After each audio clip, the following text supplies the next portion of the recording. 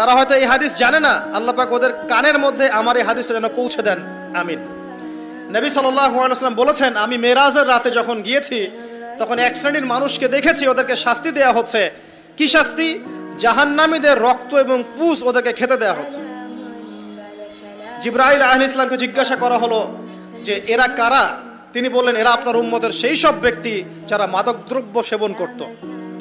আল্লাহ রাব্বুল আলামিন তার হাবিবের মাধ্যমে জানিয়েছেন, যখন কোনো মুসলিম মাদক সেবন করে বা কোনো ব্যক্তি মাদক সেবন করে তখন 40 দিন তার নামাজ কবুল হয় না। এরপর যদি সে তওবা করে তাহলে আল্লাহ পাক তার তওবা কবুল করবেন ইনশাআল্লাহ। যদি সে আবারও মাদক খায় তওবা করার পর, আবার 40 দিন তার নামাজ কবুল হবে না।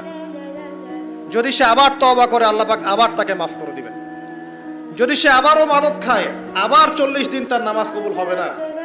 তারপর যদি আবার তওবা করে আবার আল্লাহ তাকে মাফ করে দিবেন।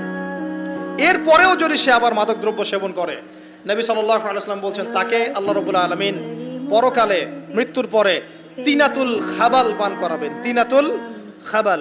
জিজ্ঞাসা করা হল, ইয়া রাসূলুল্লাহ, তিনাতুল খাবাল কি জিনিস? নবী সাল্লাল্লাহু আলাইহি ওয়াসাল্লাম উত্তর দিচ্ছেন, এটা হচ্ছে জাহান্নামীদের রক্ত, মাংস, এগুলো পুড়ে পচে যে রসটা বের হবে, এটা হচ্ছে তিনাতুল খাবাল।